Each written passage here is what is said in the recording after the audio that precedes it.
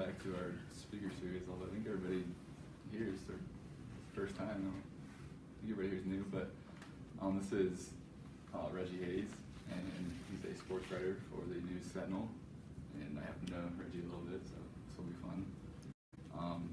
Just go ahead and tell us what you do and how you got there. Okay, well, I've been a sports writer at the News-Sentinel for 30 plus years, and I'll tell you what I do. First of all, I guess, is as a sports writer, I cover a variety of things, and I'm the lead columnist at the News-Sentinel, so I write a lot of different types of columns and do a lot of different things, not necessarily one particular sport, so I'm able to do that. And over the course of my career, I've covered a variety of things, including IU basketball and Notre Dame football, and some of the more popular, I guess, teams in colleges around here as far as sports fans go. Those are probably the two biggest fan bases, IU basketball and Notre Dame football. And then over the last 20 years or so, I've been writing columns, so I do a variety of things. I've been able to go to the Olympic Games. I've been able to go to Final Fours and Super Bowls and things like that a lot of people don't get to do. I say the misconception of my job is that, you know, all I do is get to go to all these great events for free and eat all the great food and be there on site. That's not what the job's all about. Okay, that is kind of what it's about. No, it is a fun job to have, and certainly a lot of work. I don't know what else you'd like me to talk about as far as if you want to talk about the background of how I got there, I can do that as well. I went to IPFW as a student. It was a lot smaller campus back in those days. This is in 1984. I graduated from IPFW. My first job at the News-Sentinel was writing obituaries. That's not like sports. That is not like sports. However, the subjects never complain about what you were. No.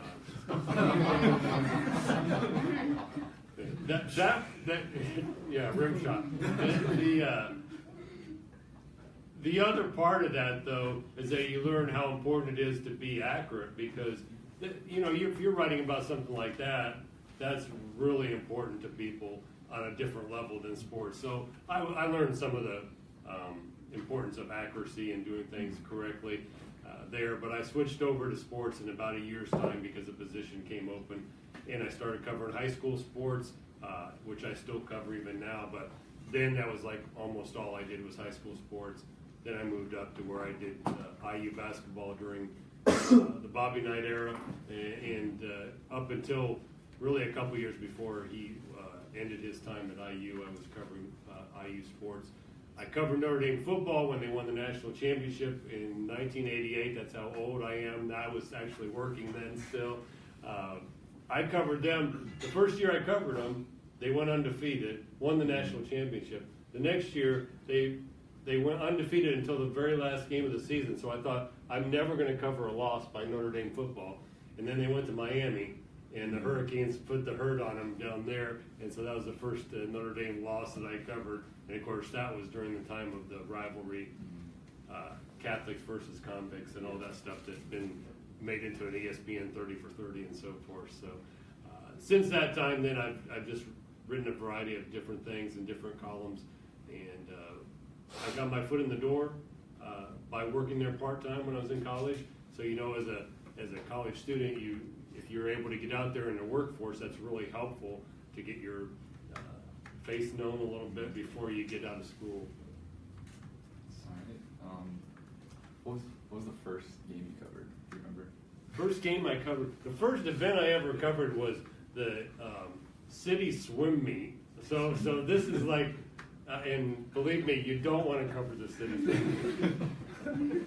Okay, it's super hot in this place, and it's just like the kids running everywhere, and it's one of the worst things you could cover. But that was one of the first things I covered, and then also began covering high school football, and that hasn't changed a lot over the years. High school football is very popular in Fort Wayne area. Really, I think it's more as popular as basketball, even though Indiana is considered a basketball state. But so I covered a lot of high school football when I first got going, and I like to talk about when you really got to interview somebody famous, okay? Because you start out doing the local things that, okay, you're dealing with kids and high school kids. So this, you know who Isaiah Thomas is, the NBA Hall of Famer. Not the current Isaiah Thomas, but the original Isaiah. And he was playing for the Pistons, and they were going to play an exhibition game in Fort Wayne. And they were trying to set up where we could interview Isaiah Thomas before he came to town. So one of our reporters was going to interview him. So that day, that other reporter wasn't there. And they say, Isaiah Thomas is on the phone, can you interview him? Okay, so I haven't done any preparation for this interview. So I'm thinking, what do I know about the Pistons, what's going on? And at that time, they had a player named Kelly Tripucka, went to Notre Dame, and he had been flirting with a free agent contract someplace else or whatever. And I thought he had left. And so I'm talking to Isaiah Thomas. I said, what, how are you going to deal with, Kelly Tripucka being gone? Well, he wasn't gone. He was still there. And Isaiah says, hold on a second. And then he hangs up on me. So the interview has just started. Like, I have nothing. I have zero. So I get back in contact with the Pistons guy who set it up. He goes, well, Isaiah's used to talking to reporters who are a little more advanced than you, so there won't be any interview. So then I have to go tell my boss, well, you know that Isaiah Thomas didn't go so well. So that's where I learned, be prepared for anything, and don't think you know something unless you're sure of it. So I learned that from dealing with that. But later on, Isaiah Thomas became the owner of the Continental Basketball Association for a time, and I interviewed him later and didn't have any issues with him when I interviewed him later. He did not remember that, by the way. He did not remember hanging up on me. But those are some of the things you run into as a reporter. Is sometimes you'll encounter people who aren't real happy with what you asked or the situation they're in. Do you have any other good stories, like where you've had an awkward or bad interview? Have I had any bad interviews? I had a lot of bad interviews. I guess Gene Cady was coach at Purdue for many years, of course, and a well-known coach and one of those all-time greats. He had made a joke one time in a press conference about Greg Eifert, who played in Fort Wayne, played basketball for Purdue, is the father of Tyler Eifert, who's now in the NFL, and they've had a great athletic family. So he was talking about Greg Eifert, how he played for him, and how he couldn't shoot, and he was like kind of making a joke about that. So then I wrote a story based off of that interview. It was kind of a group interview session. And so then he comes in the next press conference, and Gene Cady's giving his press conference after the game, and he goes, and by the way, some reporter in Fort Wayne says that I said Greg Eifert couldn't shoot, and now the whole Eifert family's mad at me. He goes, I was trying to make a joke, but they don't think I'm making a joke. And I go, Gene, that was me. I thought it was a joke. I thought I conveyed that. Well, the Eiferts don't think so. And he got super bad.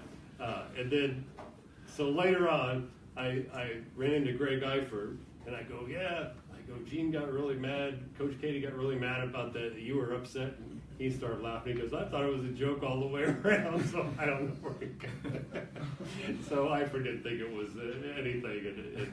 But it's just touched a spark there. Mm-hmm. But most of the time, most people you deal with are very, I wouldn't say they're always easy to deal with, but most people you don't have a lot of trouble with because they know you're going to encounter somebody with the media. So, yeah. What's probably like your favorite person interview that you got interviewed? Or? Favorite person to interview? Yeah, that's a tough one. I've been asked that question before. Some of the famous sports people that I've interviewed, like Peyton Manning or Bob Knight or people like that, are pretty interesting. One of the best interviews that I've had was with Mike Krzyzewski, the Duke coach, and he was in Fort Wayne to speak at some event, but for whatever reason, I don't remember the details, I had to meet him at the Fort Wayne airport, and so we sat down there and talked with him. Ben Smith, who was a columnist for the Journal-Gazette at the time, it was he and Ben and I, and it was really great because for that time period, Krzyzewski just focused in and really had a good conversation with us, even though we're a couple of guys in Fort Wayne that he's not going to deal with again for the most part. So I found that really spoke highly of him in that he was willing to go right to the moment. I've, over the course of my career with 30 years, I've interviewed a lot of different people, and I haven't had a lot of bad interviews, but it's been really fun over the years. What advice would you give someone like looking to do what you do? Yeah, that's one thing I get. That's a good question. I've had a lot of people talk about, what's it like to be a sports writer? Should I get into journalism? And it's changed so much over the course of my career. When I first started, there was no internet. I mean, that makes me so old to say that. But there wasn't, and I used to have to get, if I was covering IU basketball game. Now this would have been the late 1980s, early 90s. If I was going to cover the game and I wanted to get their statistics, what their player averages are, whatever, it's right at your fingertips, right on your phone anytime you want to look at something up.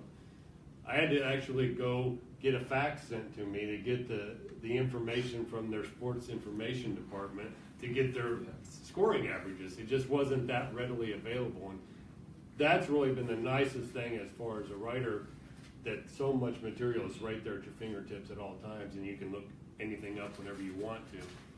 On the other hand, there's so much information available, it's harder to be unique with what you're doing, because anyone, anywhere can write about sports. My job has changed in that I have to do a lot more multimedia things, so I have to record video, and I have to shoot photos, whereas when I first started, I was just go write the story. Somebody else takes the photos.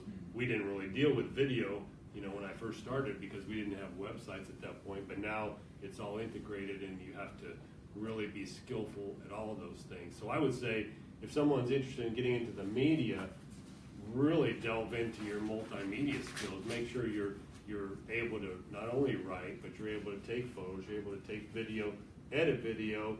If you know how to code on the website, and whatever it might be, anything you can get that makes you so well versed, you'll be better off. Because in my case, since I didn't start out with that, I've had to learn those things as I have gotten older. So I'm learning to edit videos and things as I got into where I'm in my 40s to 50s. Whereas if you can know all that stuff when you're 21 years old, it's a lot easier to deal with. So those things, the traditional newspaper reporter is really not there anymore, because newspapers as a whole are disappearing to a degree, because the print product is not it's not where people get their most information. I mean, an older group of people still rely on that newspaper, and we want people to buy newspapers, but the News-Sentinel, for example, is all online, except for a little bit of our product that goes inside the Journal-Gazette now. So that's been a big change over the course of my time, is now there's not a deadline per se. It's what do you have now, what's coming up tomorrow, what's coming up 4 hours from now, what are we, it's 24/7 almost. And in the past it was like kind of strict, what's in tomorrow's paper, what's in the next day's paper, and now it's as everything is instantaneous. So that's a big change, and I think the more skills you can have, the better off you would be. If you want to get into media, there's opportunities. There's a lot of opportunities in media, but you need to have as many skills as possible. So what's like a typical day for you? Oh, that's good. Typical day for me. It depends on whether or not I might be covering an event that night. If I'm covering an event, say I'm covering a high school basketball game, which I'll cover Friday, then I'll work a later in the day shift that coincides with covering a game. For example, to cover a high school game, I would get there 45 minutes before the game starts, cover the game, shoot photos, shoot video, do post-game interviews with the coaches and players, and then go back and put that all into a package for the internet. So if a game's at 7:30, then I'm working really till midnight or 12:30 probably to get all of that material done. But on other days, for instance, like a day like today, I really came in at 8 o'clock and started working. I've got a column tomorrow on a local football coach who's dealing with having triple bypass surgery. As the News-Sentinel has kind of changed, we're looking for more personal stories that people can relate to outside of just X's and O's and games and who won and who lost. So I work with a lot of stuff like that. So this morning I came in at 8 o'clock. I'll work on that till, well, I was pretty much wrapped that up before I came here, and then I've got another story for Thursday that I'll be working on this afternoon. But it really does vary, and a lot of times, go back to my first comment about people who are, oh, you get to go to all these big events and so forth. If you go to, say you're covering the Super Bowl, you're probably working all night long until 3 or 4 in the morning doing stuff afterwards. So it's fun to be at those events, but there's a lot of work to be done after those games are over. And that's probably the most, something that people don't necessarily think about is the time frame of the game is kind of like the start of when you're doing stuff if you're covering an event. So if you could go back and give your college self some advice, what advice would you give? Oh, that's a good one too. I mean, I would have made myself better in skills in photography for one thing. I still feel like my gift, so to speak, is writing. That's where my biggest talent is. But I would have done more to get those other skills up to speed. So I've had to learn how to be a photographer, which I'm still very on the short end or the learning scale. I still have so much I need to learn about that. And it's harder to learn when you're in your 50s than it is when you're in your 20s. I'm just going to tell you that right now. There's my advice for the day. It's easier to learn when you're younger. But you can still do it, and you should do it. You should always be learning, so I like that about my job. But I would tell my younger self to be more proactive in getting a variety of skills. And so I guess that's where I would go with that. Did you always know that you wanted to be like a journalist? Or? Yeah, that's a good question. I did always think that I would go into some form of reporting, or it's kind of what I had always dreamed of as even a high school kid. When I went to IBFW, I majored in communications and also did radio and television. And first of all, I thought I was going to be some cool hip DJ spinning the tunes. That's what I was going to be. And my English professor said, you're a lot better writing than you are talking. you might want to consider developing your writing skills. And that hurt, man. But she was right in the long run, because I definitely have my skills as a writer are better than my skills as a public speaker. So that was good advice from my professor. So occasionally they have good advice, just so you know. Professors occasionally have good advice. No, all the time they do. What should I say? What would be best for me? But yeah, that's where we started that story. I don't know where that came from. So who would you say was like your mentor when you were? Oh, that's a good question too. I worked as a part-time sports clerk, answering phones, taking scores, things like that. At the time, the News-Sentinel had a couple of their longest-running sports guys, Bud Gallmeyer, Jim Costin, were guys that had been around for years and years. And then Steve Warden was there when I was there. He later went to the Journal-Gazette, but Steve Warden was a columnist, covered IU basketball, covered Notre Dame football. So I'd say he was a very talented writer and still is, although he's retired now. But I would say he would have been one of my biggest influences as far as seeing how you write a story, how you do it well, how do you get people interested to continue reading it, because you got to grab them early and try to keep them going. So he would be one of my biggest influences there. But I read a lot of different writers. Gary Smith, who wrote for Sports Illustrated, is a terrific writer that I always admired and wished I could be quite that good, but not there. But.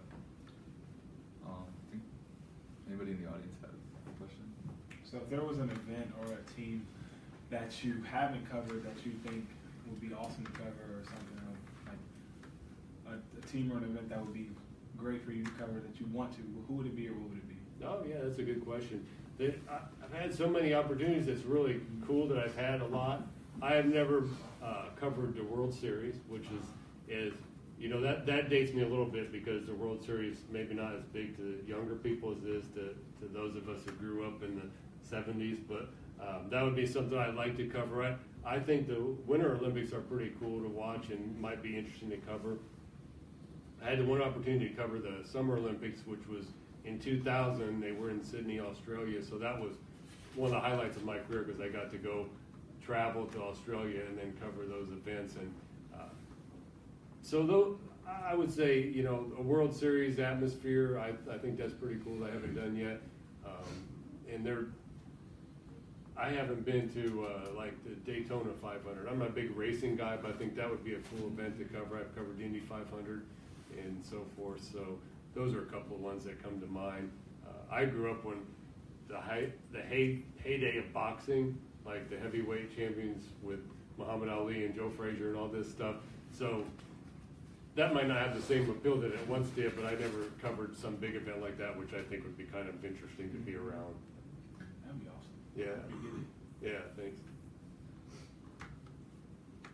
Go ahead, Tom. Do you find it hard not to be biased in your writings?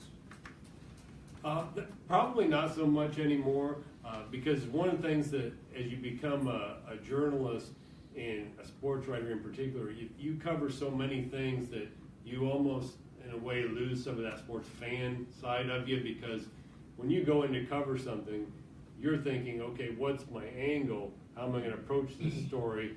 And you're almost thinking so much about the writing side that, or in the newer environment, the video side, the photography side, you're thinking so much about how to get that stuff together. You're not really in the fan mode, if I could say it that way. And you lose some of that fan side that you have as you grow up, because like most kids, I grew up having big teams that I was big fans of and so forth.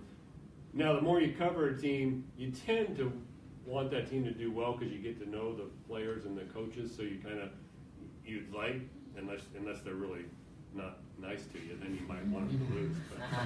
But, for the most part, like for instance, I cover the Colts, and I've covered them for quite a while. I grew up a Detroit Lions fan. Yeah, we'll be in the Super Bowl someday, right? Somebody said, are the Lions ever going to be in the Super Bowl? I go, yeah, as soon as the Super Bowl's in London, that's when they'll be in. That's how long it's going to take. But covering the Colts, so you get to interview the players and get to know them a little bit more. And so for the most part, you say, if you have good interactions, you kind of have that side where you want them to do well. But ultimately, you want to be able to get the best story you can get. So sometimes the best story is not the team you're covering doing well. It's like something happened that disrupted that makes for an even better story.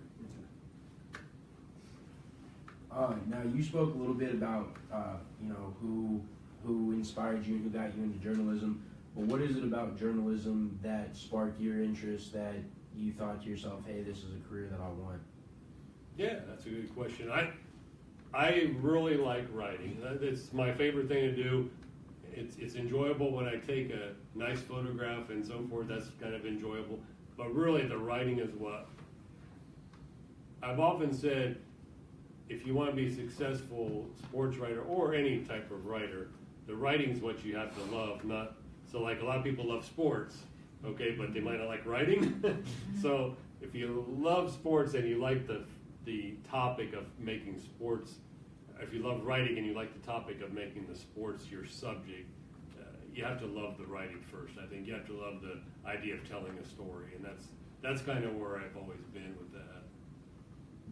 What is it about like sports that sets it apart from other news, like local news, instead of big time media about things happening overseas and everything like that? What sets sports apart from the rest of the world, so to speak? Yeah, there's a couple of things. I think one is that sports, even though maybe this is less than it used to be, is kind of an escape from the downer of the rest of the world and things that are happening. Sports tends to be, sure, there's a loser of a game, and that's kind of a downside, but for the most part, it's celebrating the best things about people and what they can do, what they can achieve, how athletes can excel and do things we don't expect them to be able to do. I mean, you watch NBA basketball right now and watch one from a clip from 30 years ago, and you're going, wow, look how much more these players can do today as far as just their physical capabilities and things they can do. And I think sports is just, it's so unpredictable. Most of life can be predictable in some ways. Sports is different in that even though we might know this team is favored to win, or it's really favored to win, or it should be a blowout, sometimes it's not. In sports, you can't always tell, and sometimes the team that you don't expect to win wins, and that, to me, that's pretty still exciting. Those moments are still exciting to be able to be there and write about. So is sports the topic you always wanted to cover? Yes, it definitely was. I came up as a big sports fan, you know, as a kid, and when I decided to pursue writing, yeah, that's what I wanted to do. Even though I started out, I did besides obituaries, I wrote for a department that used to be at the newspaper called Neighbors, which was like feature stories on various local events and local people and so forth. But I always wanted to be in sports and eventually got there. But yeah, I really enjoy that. Which one do you prefer to write about more within sports? Is it a particular moment, like something big that happened as far as a play or something, or the start to finish within a game? Mm-hmm. Which one do you enjoy more writing about and capturing? I think, again, it depends, probably. You know, there are certain games that have been just tremendous games that you want to try to capture what this means and how it came about.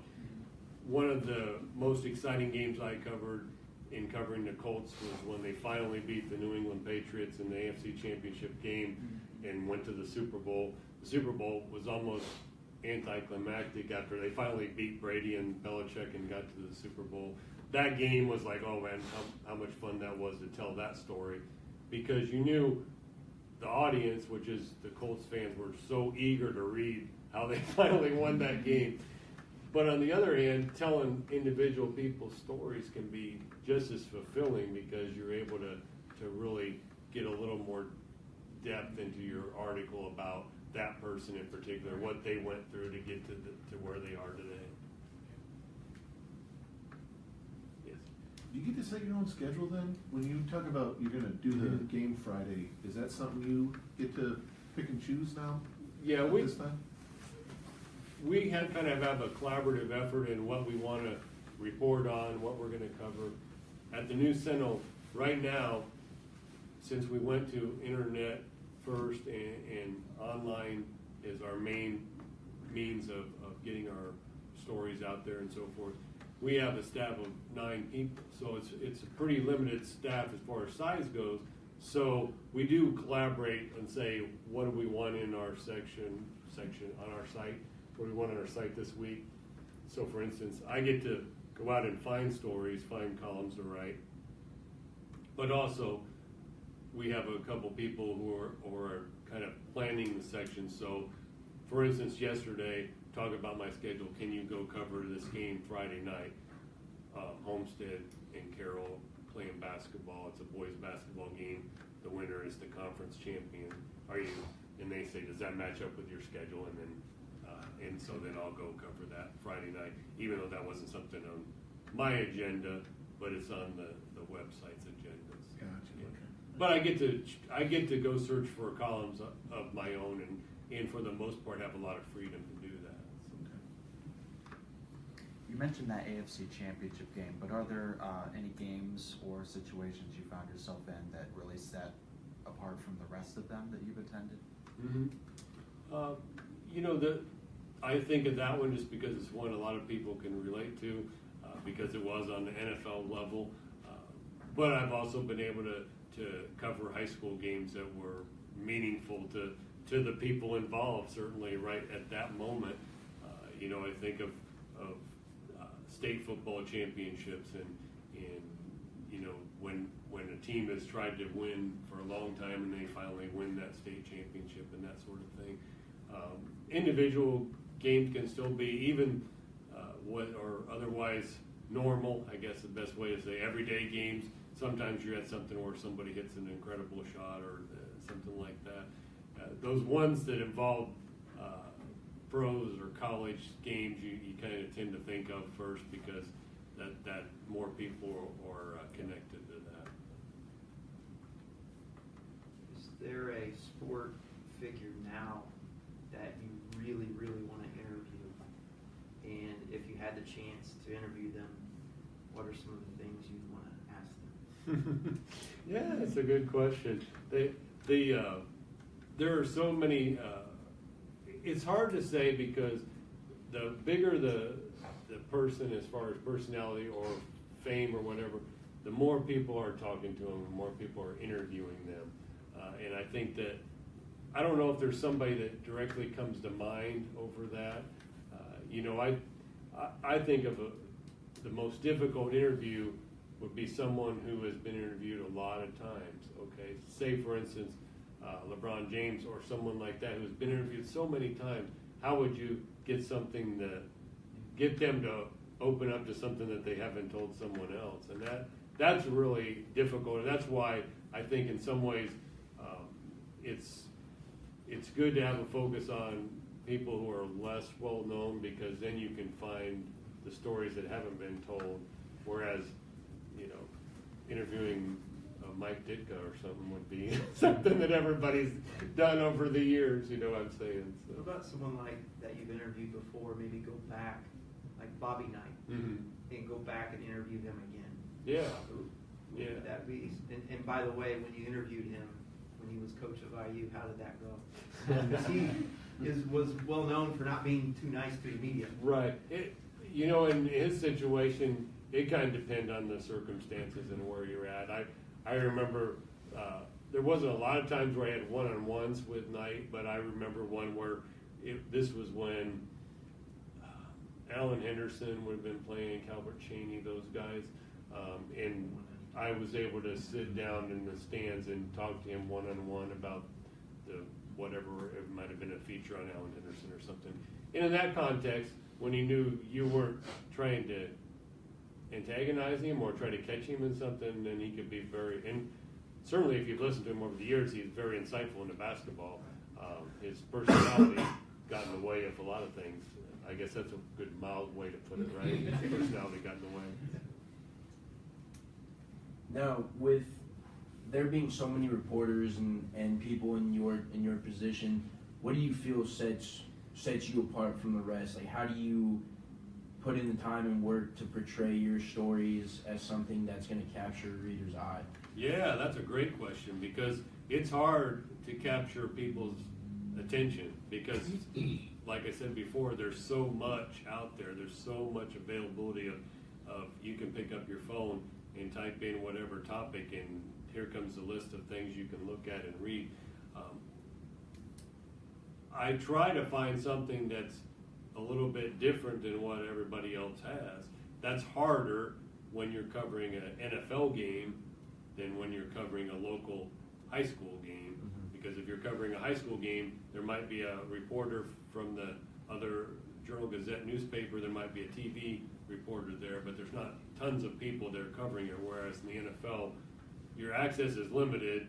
You got press conference and you have locker room availability, but even if you're going to go talk to somebody in the locker room, a lot of times somebody else is there too, so it's hard to get unique content that way. So I guess that's where I would go is finding a way to get a story that other people aren't necessarily writing about right now. And sometimes that attracts attention, and sometimes it doesn't get as much as you might think this is a really great story, but then people just didn't latch onto it for whatever reason, so you have to keep trying. You mentioned the uniqueness in what you're writing about and trying to set yourself apart from somebody else, but how would you make that distinction between writing what other people are writing about and putting your own twist on it, or writing about a different story about that particular person that people might not be paying as much attention to? Mm-hmm. Yeah, the way I would phrase that maybe as an example, it's not a specific one, but say there's a game and it ends in a last second shot. Maybe you talk to somebody who made the play right before that, or some sort of twist on it, because especially if we're talking about a college game or an NFL or NBA game that everybody's seen the highlights repeatedly, how do you go find that angle that's attached to it but not maybe the direct one? I guess that's the best way I could phrase that.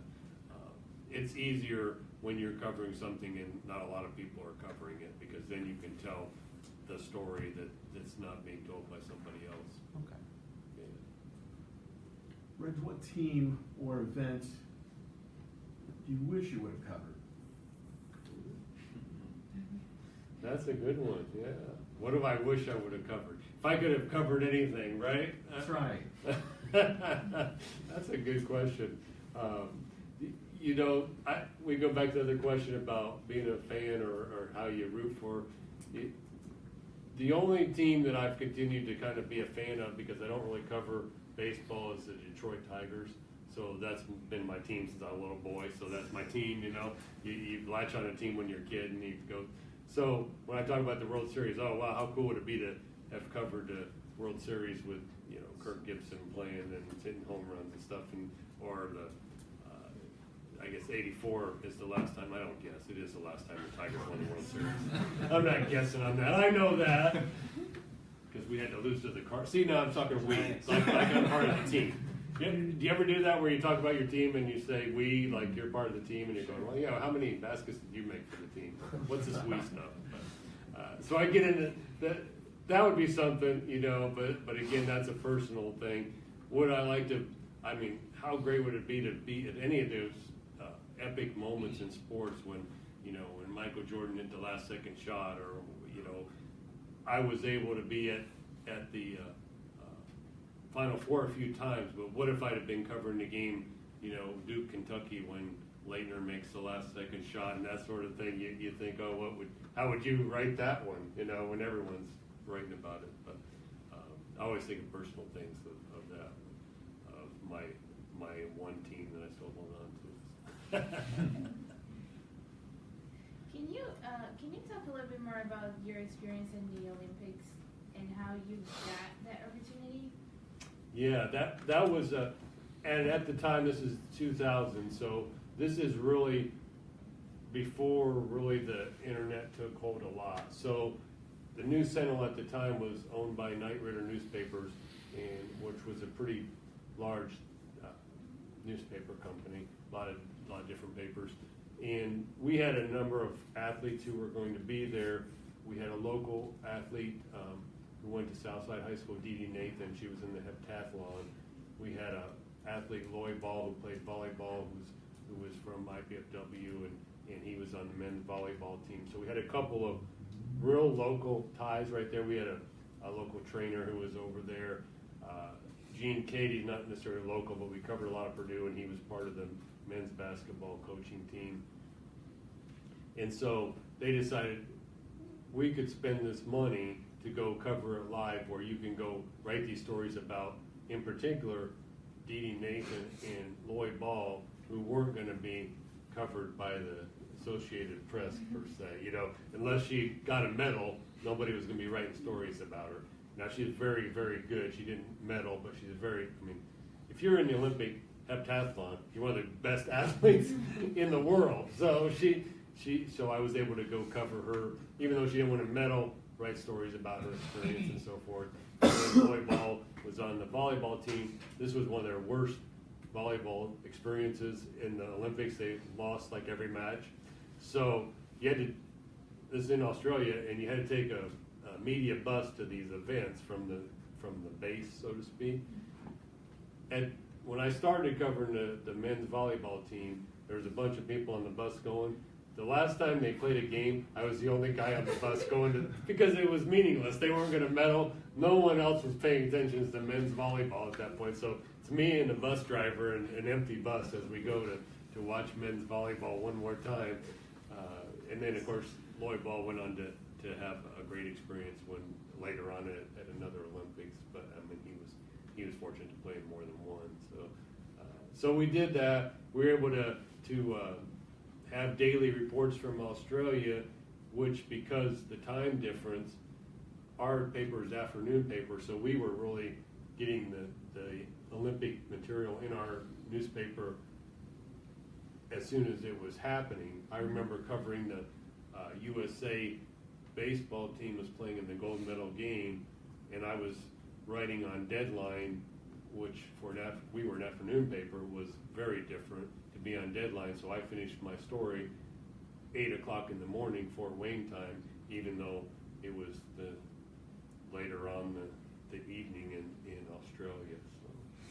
So that's kind of how it came about, and it wouldn't happen today, and in fact, because we're not owned by the same larger company and the resources aren't the same, but also all that material is so easy to get now, and when we covered that, it wasn't as easy for people to get access to that. Yeah. So I was able to get to a lot of events there, even to some that I wasn't necessarily covering, but got to go see the Olympic track and field and stuff. That's really cool to be in the stadium and see that. I remember Marion Jones was the big name of the Olympics that year as far as track and field. In 2000, were you able to file stories via email at that point? I'm trying to remember. Yes. Because back, you remember those laptopy type things you had to plug into a phone line to file your stories? At this point, you could transmit it via computer, email. So I had the very old version of the laptop. So in the sense that there wasn't, you pick your laptop now, you can go surf the web or whatever. Then it was just more like a word processor. It wasn't like you could do other things than to type your stories up and then transmit them via the computer. But the interesting story about that pre-internet, as I was going to the Olympics in 2000, I was in the LA airport getting ready to go on this flight to Sydney, which was 15 hours. I don't recommend that. That's a long time on the plane. As I'm getting ready, this is like 2 hours before my flight, so I'm in LAX airport, and the news breaks that Bob Knight's been fired at IU. So this is the biggest story ever, right? Because Bob Knight just got fired. And at that time I was the columnist, I wasn't the IU beat guy. So the IU beat writer is working on the nuts and bolts, but they needed me to get a column.